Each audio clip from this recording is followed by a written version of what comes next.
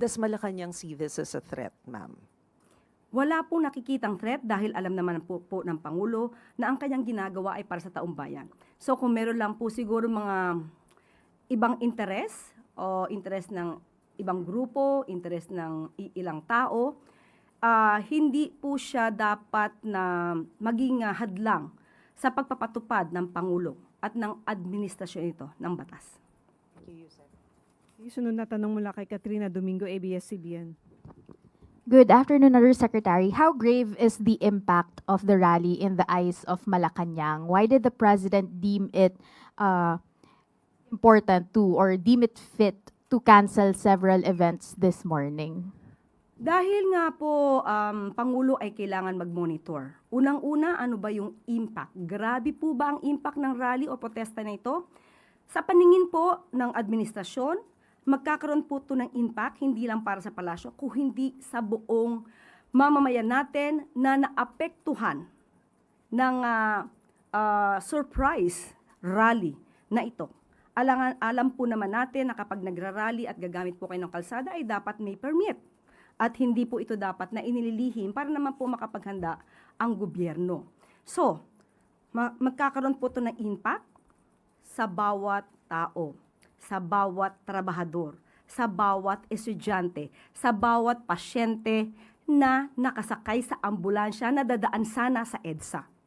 Lahat ng ito, pati tayo rito, ay maaapektuhan. Maaapektuhan tayo dahil sa ipinaglalaban ba nila ang isang karapatan? Karapatan ba ni Senator Marcoleta? Ang karapatan ng isang tao sa isang kaso ay binibigay naman po. Nandiyan naman po ang paggalang sa right to due process. So, ang mga nagrarally ay may sariling agenda. Mas na naisin siguro talaga nila na ito'y maramdaman ng mga taong hindi naman sangkot sa kanilang pagpaprotesta. Nagkakaroon lamang tayo ng mga collateral damage na apektuhan yung hindi naapektuhan, pero ito po ay makakaapektong malaki sa ekonomiya, sa bawat negosyo, sa bawat tao na kailangan pumasok sa kanilang eskwelahan, sa kanilang trabaho, o pumunta ng mabilisan sa ospital. Ma'am, yung administrasyon po paulit-ulit na sinasabi na dapat managot ang dapat managot. How will the administration hold those protesters accountable given na nagrally po sila ng walang permit and as you mentioned, marami pong naabala dahil hindi nagkaroon ng rerouting and other possible arrangements ahead of that rally? Ang pakiusap lang po natin sana kung magkakaroon ng mga pagpoprotesta o gathering ay makipag-coordinate naman sa gobyerno dahil hindi naman ang gobyerno ay nagko-control o hindi nagpapahinto, hindi kayo pinipigilan sa anumang kilos na ginagawa nyo, provided that your action should be in accordance with the law. So kung meron po tayo makikita ngayon na violation ng anumang batas, ito po ay iimbestigahan at kung kailangan na managot at kitang-kita naman siguro kung meron paglabag sa batas, ay kailangan din po managot. Will the administration cower before these protesters who are calling for transparency ahead of the reported arrest of INC member and Senator Rodante Marcoleta? Hindi po natin po kasi alam kung ano ba yung purpose ngayon ng protesta. Although nadinig natin ang kanilang panawagan na ito ay patungkol sa, nakakuha po tayo ng kanilang statement. Pagpapatupad ng batas, transparency, may selective justice. So doon muna tayo sa pagpapatupad ng batas. Kung tayo po ay humihiling na ipatupad natin ang batas, hindi po ba dapat tayo din ay tumutupad sa batas? Tayo din ay sumusunod sa batas. So paano po ba natin maisisigaw na dapat kayong tumupad sa batas kung tayo mismo nagrarally ay hindi tumutupad sa batas? Sunod na tanong mula kay Tristan Nadalo, Newswatch Plus. INC ka rin. Okay. Yusek, follow-up lang din po muna po doon sa rally, no?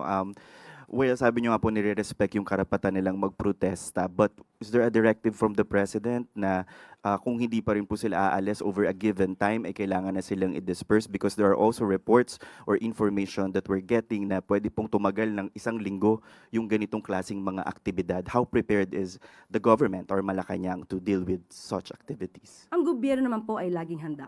Hindi para lamang isagip ang administrasyong ito, kundi isagip ang bawat tao na maaapektuhan ng rally na ito. Mas marami po ngayon ang naapektuhan dahil sa biglaan nilang pagdagsa sa EDSA. Just try to imagine, yan po ang daluyan ng trapiko. Marami pong dumadaan dyan. May mga tao na, kumbaga, emergency ang dahilan kung ba't dumadaan dyan. Pero naapektuhan dahil dito sa rally na ito, na ang isa nga sa nadinig natin ay tutol sila sa pag-iimbestiga kaugnay sa kasong di umanong sangkot si Senator Marcoleta.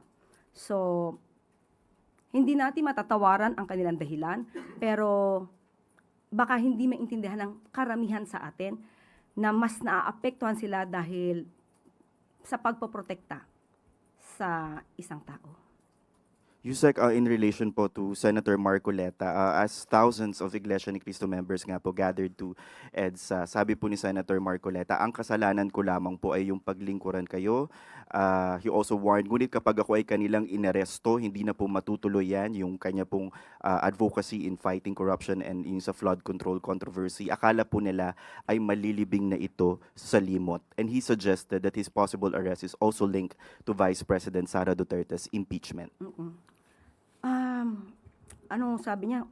Una ay hindi na matutuloy ang kanyang pag-iimbestiga. Ano yung unang Opo, statement? kung siya daw po ay maaresto, hindi na daw po matutuloy yung kanilang investigasyon sa flood control. Yung naunang statement niya. Ang kasalanan ko lamang ay ang paglingkuran kayo, kung kasalanan matatawag yan na humarap sa kanila ang buong tapang para malaman nyo ang totoo.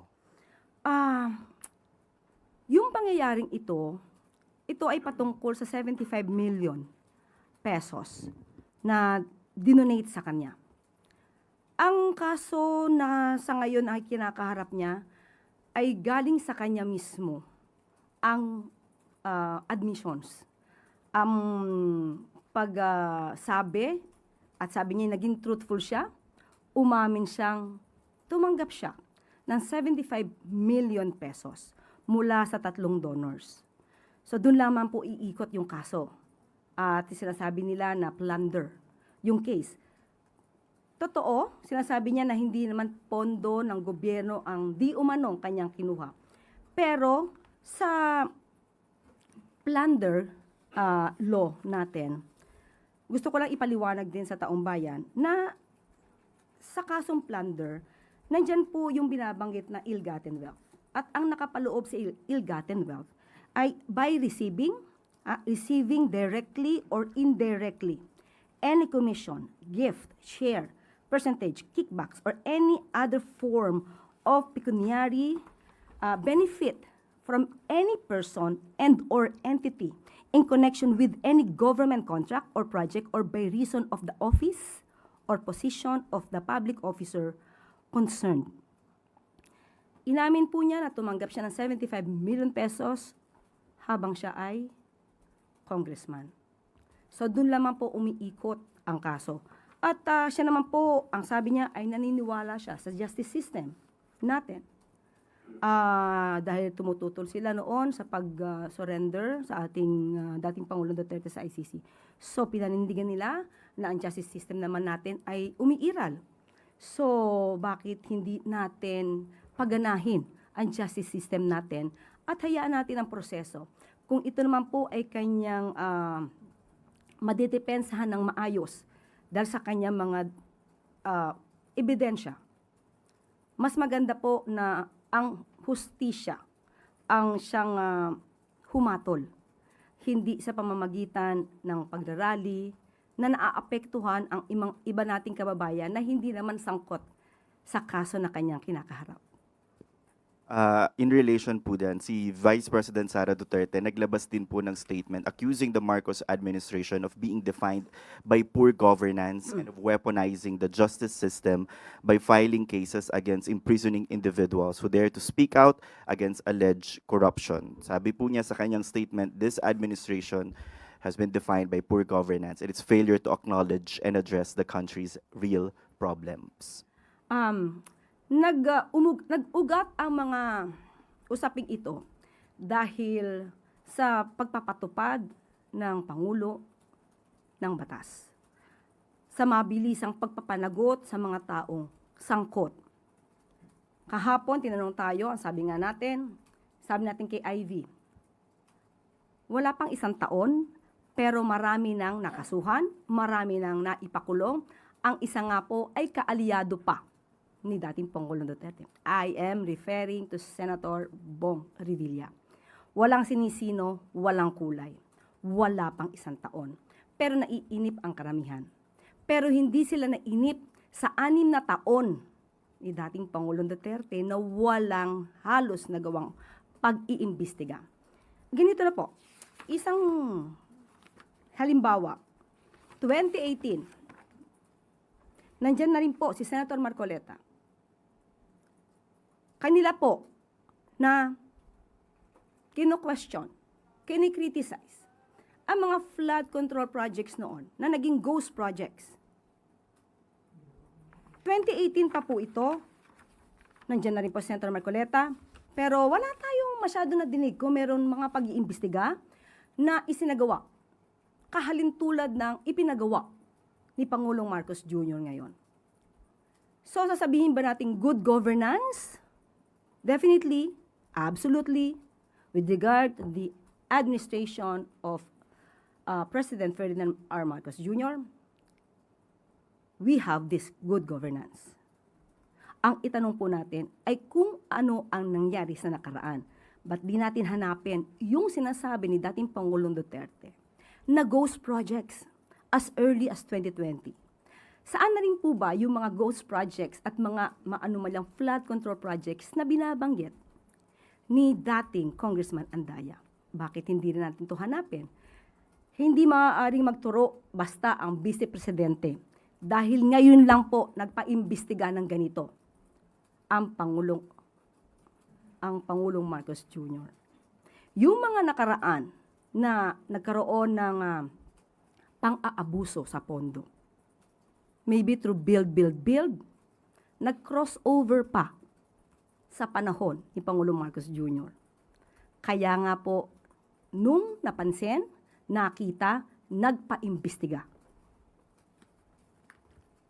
Sunod na tanong mula kay Ivan Mayrina, GMA News. I-reiterate ko lang yung tanong ni Tristan Yusek because I think it wasn't answered. You repeatedly said na marami ho ang naapektuhan dito sa rally na ito. Collateral damage. You used the word collateral damage. Ang tanong ko ho ay at what point will government exercise its power and duty to restore law and order and allow people to go about their daily lives? Sa ngayon po ay mayroon naman pong iniutos ang Pangulo. Maaari ko po bang basahin kung ano ang binigay na order ng Pangulo sa PNP? Unahin ko na po ang PNP. The Secretary of the Interior and Local Government and the Chief of the Philippine National Police are presently at the PNP Command Center, closely monitoring the situation on the ground. The Chief PNP has directed all concerned units to exercise maximum tolerance at all times and to work toward the swift restoration of normalcy in the affected areas. The PNP remains fully deployed and on full alert, ensuring that the safety and security of all parties, the rallies, the public, and our own personnel are protected at all times. Yan po ang mensaheng ipinaabot ng PNP. Sa ngayon po, hindi ko po maibibigay categorically kung ano pa ang dapat gawin at magiging aksyon ng ating mga otoridad. So, ibibigay ko na lamang po sa inyo kapag meron na po tayong panibagong update. Next question, ma'am. May decision na ho ba kung tutuloy ang Pangulo sa kanyang official visit to Canada tomorrow? Wala pa po tayong update sa ngayon at mas maganda po, nakausap naman po natin ang DFA na Si Secretary Tess Lazaro po ang makakapagbigay ng sagot patungkol po dyan. Okay, sunod na tanong mula kay Ace Romero, Philippine Star. Yusek, the Iglesia ni Cristo has criticized what it described as selective justice under this administration, and I quote, "We want them to know that selective justice is an injustice and we will not remain silent in the face of this grave assault on the justice that our people deserve." Do you share the view or do you agree that there's selective justice under this administration? Sa ngayon ay wala pong selective justice na namamayani sa administrasyon ni Pangulong Marcos Jr. Kaya nga po kahit na kaibigan, kaalyado, na una pa po na nakulong, na-detain, at ngayon ay humaharap sa kaso na plunder at graft case. Doon pa lamang po ipapakita na totoo ang sinabi ng Pangulo. Kahit anong kulay nyo, kamag-anak, kaibigan, kapag kayo po ay may ebidensya at may ebidensya ang laban sa inyo, sa korte nyo na lamang po ito ipaliwanag or depensahan. At kung kayo po ay makakapagdepensa ng sarili, yun naman po ang masasabi rin nating justice. So mas masasabi po siguro nating selective justice kung gagamit ng impluensya, karahasan, pananakot, para lang hindi makasuhan ang isang kaalyado. Yun po ang selective justice. Okay, the INC also expressed support for Senator Marcoleta, and they said, what we find puzzling is why the very person who has been pushing to expose those allegedly involved in this massive theft, referring to the flood control, from the Filipino people, is now the one being charged and imprisoned instead of those he exposed. What do you say to those statements? Because the group seems to link the case with the Flood control. expose. Okay. First of all, it was Senator Marcoleta who admitted everything about the 75 million pesos that he received from the 3 donors. Walang nagbigay sa kanya ng utos na i-explain mo to. Nagkataon lang po na yung kanyang SALN at SOSE ay hindi nagtugma at yung mga taga-media ay kinall out bakit mas malaki ang SOSE yung kanyang campaign expenses or election expenses as compared sa kanyang SALN. And there, he admitted in his own program how he received the 75 million pesos from persons who did not want to be identified. Sa kanya po nanggaling ito. Hindi po siya pinipili. Nagkataon po na yung ebidensya ay siya mismo ang nag-reveal. Kung patungkol po na dahil hindi niya na maipapalabas ang katotohanan tungkol sa flood control mess, hindi po siya nag-iisa. Dahil ang administrasyon na ito ay gusto po ring malaman ang lahat ng katotohanan at gusto mapanagot ang lahat ng sangkot. Kung sasabihin niya po na siya lang ang daan para mapatunayan ang mga pangyayari, hindi po siya nag-iisa.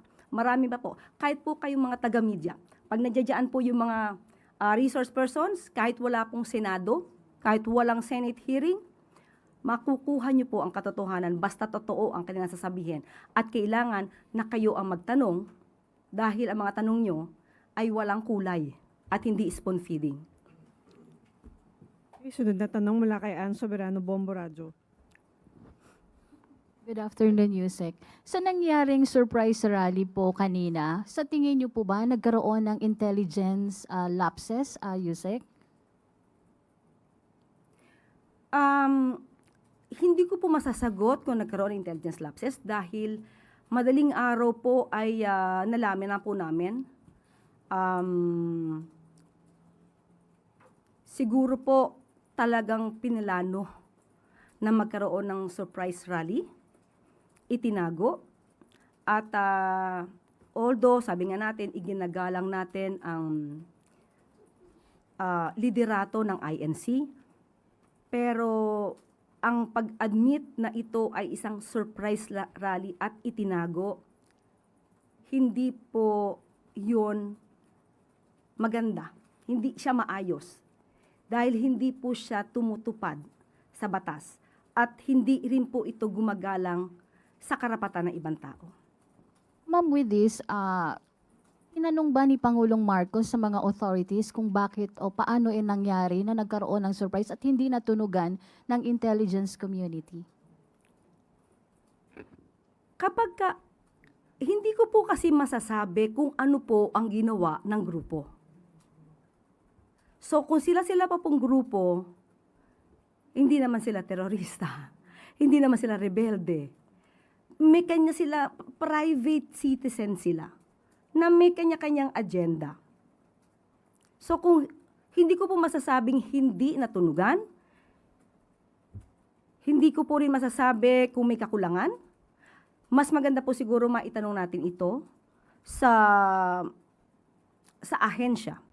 Last on my part, Yusek, tinutukan ni Pangulo itong rally. Ano po yung naging reaksyon niya noong nagsimula po ito?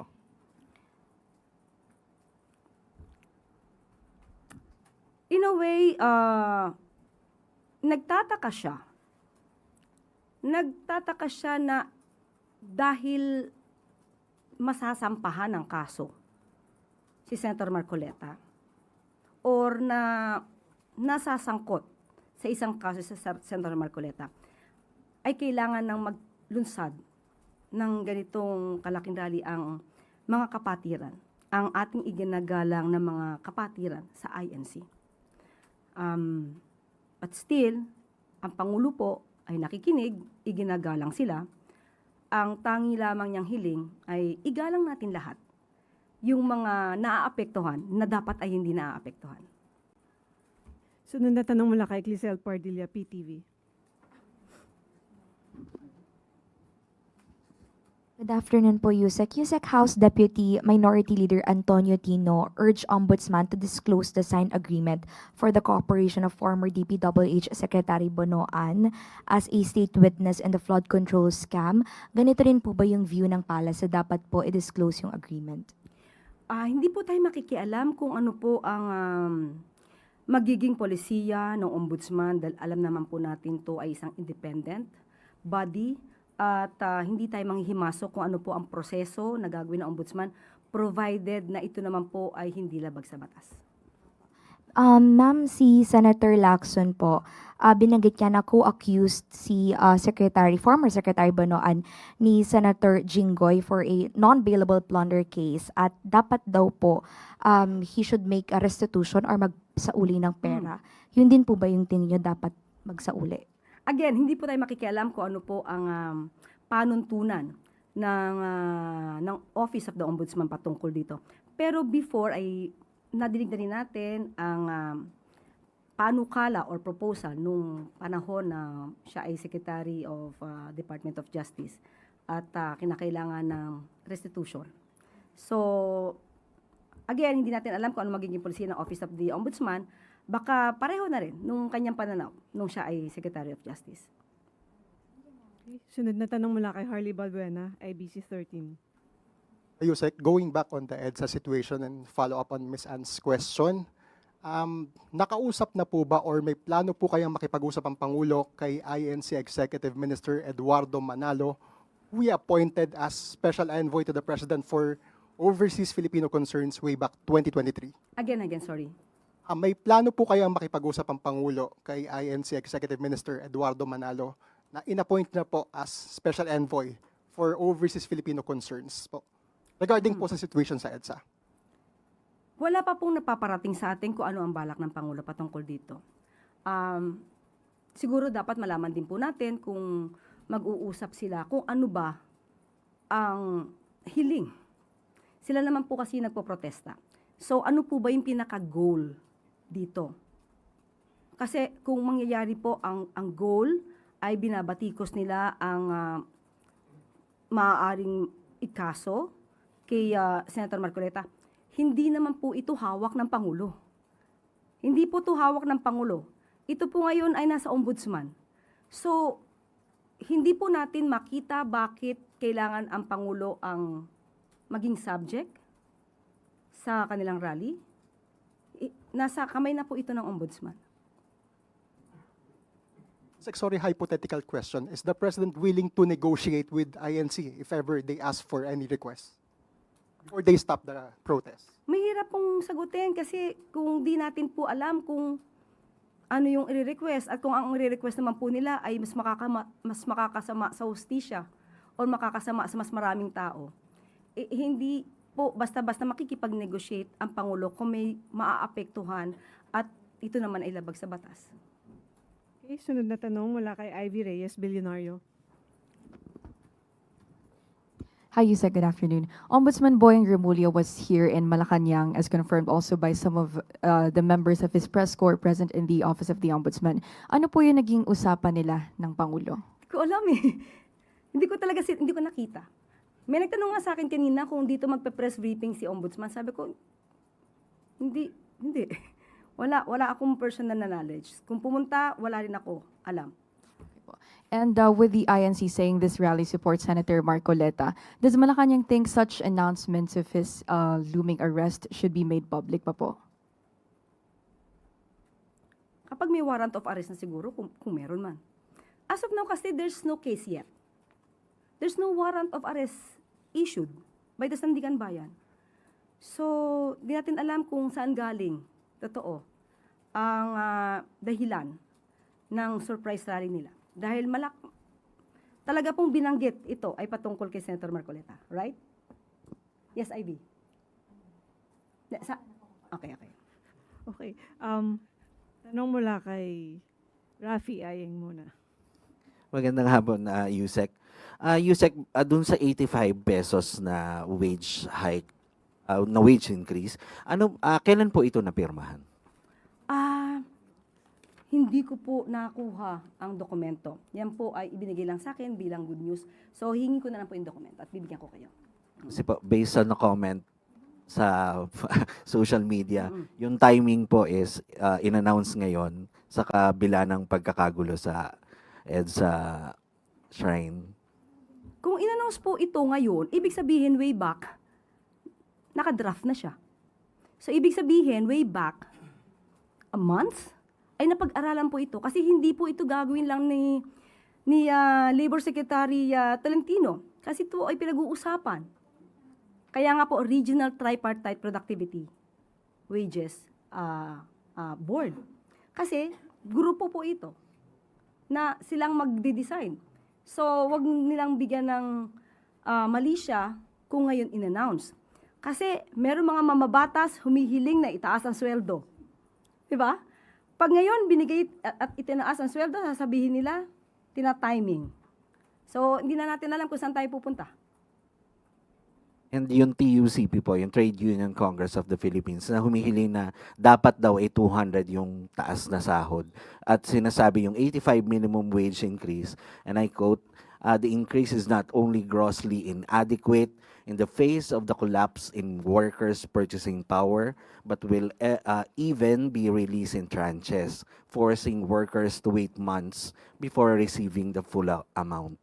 Tayo naman po ay kumikilala sa kalagayan ng ating mga manggagawa, pero binabalanse rin po ito sa kakayahan ng ating mga employers. Mahirap po na magbigay bigla ng malaking sweldo, tapos hindi rin kakayanin ng employers, mag-lay off na employees, mas mawawala ng trabaho ang iba nating mga kababayan. Mas marami magkakaroon ng unemployment. Unemployment rate ay tataas na naman. At yung hinihingi nila na minimum wage, ito naman po ay trabaho na ng Kongreso. So sa atin po, kung ano lang po ang nakikita at na-assess ng Regional Tripartite Productivity and Wages Board, yan po ang ibinibigay. Okay. Sunod na tanong mula kay Maricel Lalili, TV5. Quick follow-up lang po. What are the deciding factors whether or not the President will push through with his visit to Canada? Hindi pa po namin napag-usapan. So sa ngayon, walang update. Siguro po, tatanungin natin si Sectes Lazaro. So, is it safe to say na for now tuloy si Presidente sa biyahe sa Canada? Wala pa po kasi sa akin binibigay na anong update. So, status quo. Okay. Ma'am, sorry, follow up. Yung sinabi po ninyo kanina na managot ang dapat managot and clearly there are possible violations dun po sa rally na nangyari. Depende sa maiimbestigahan. Okay, but are you referring to the organizers of the rally, the leaders of INC? Sino po yung sinasabi natin na pwedeng managot? Depende po sa maiimbestigahan. Hindi po natin alam pa yung pinakapunot dulo nito. Sino ba yung maaaring ng gulo? Sino yung nag-cause ng trapiko at hindi makadaan yung ibang mga sasakyan. So, aalamin na lang po natin. Okay. Christian Yusores, DZMM. Ma'am, going back to the question of Ivy kanina, dahil po may ilan doon sa mga nag-protest ang nililink yung kanilang pagkilos doon sa pagsasampa ng kaso kay Senator Marcoleta. Ano po ang tingin ng Malacanang doon sa maagang pag-aanunsyo din po ng ombudsman na sasampahan ng kaso si Senator Marcoleta, na yun ang ginagamit ngayon ng mga nag-protest na dahilan kaya sila lumabas ng kalye para kontrahin po yun? Dapat po ba na maagang nag-aanunsyo ang mga opisina ng kung sino ang mga sasampahan ng kaso? Hindi po natin hawak ang Office of the Ombudsman, kung ano ang kanilang magiging statement. Pero kung in-announce man po ito ni Ombudsman Boying Remulla, tama po ba nasagot ang rally? Hindi po ba mas dapat na daanin sa proseso? Maniwala tayo sa proseso? Hindi pa naman po nakakasuhan. Hindi po ba mas hindi maganda ang tingin or magiging tingin ng ating mga kababayan kung parang hinihiling nila na madismiss ang kaso sa pamamagitan ng pagsasagawa ng rally? Follow-up question mula kay Krista Nodalo, Newswatch Plus. Yusek Claire, balikan ko lang po yung activity sa EDSA ngayon. Does the protest today place President Marcos in a politically complicated situation since the INC endorsed his candidacy in 2022? And if hindi naman po ito nagpa-factor in, may personal message po ba si Pangulo sa mga umattend ngayon ng protesta? Ang Pangulo po ay naniniwala sa paninindigan ng INC. Ipatupad ang batas, transparency, accountability, managot ang dapat managot. At yan po yung ginagawa ng administrasyon. Kung dapat managot ang isang Senator Marcoleta na nagkataon na miyembro ng INC, hindi po ba dapat na i-push din natin yon? Dahil lahat naman tayo dito ay dapat na naniniwala sa papapanagot ng mga di umanong gumawa ng krimen or paglabag sa batas. Mas paniniwalaan ng Pangulo na yun ang isususog ng INC na kahit sino pa ang makasuhan. Miyembro man nila, hindi miyembro, kakulay, kaalyado, iniidolo, dapat walang ganon. Dapat pantay-pantay. At yan naman din ang gusto ng INC. Okay, Katrina Domingo, ABS-CBN. Ma'am, you earlier mentioned wala pong threat against the president that was seen by the intelligence community or his immediate security detail. Bakit po kinailangan na isarado yung ilang mga roads, bridges, gates leading to Malacanang? Para po mas maproteksyonan ang mga nandito sa loob, kasama kayo. At alam po natin na kapag kami ganitong mga klase ng rally, ano naman po ito kasama na po ito sa paghahanda. Ma'am, sorry, maproteksyonan against who kung wala naman pong threat? Hindi po natin alam kung may mangyayari dito, kung may papasok or what. So ito po ang pinaka-opisina ng ating Pangulo. So dapat din po natin itong proteksyonan. Kahit ano pang klaseng rally yan, maliit, malaki, dapat natin proteksyonan at ito po ay parte na po ng seguridad. I understand na repeatedly you have mentioned na the president understands what the rallyists are calling for. Pero hanggang kailan po mag-exercise ng caution ng administrasyon? And when do you draw the line kung kailan naman po ito mag-flex ng muscle? Or is it a wait-and-see mode kung kailan sila mapapagod na until mag-disperse sila doon? Hindi ko po masasabi dahil yan po ay parte ng operasyon. So kung ano po ang gagawin patungkol dito, hindi ko po maibubunyag.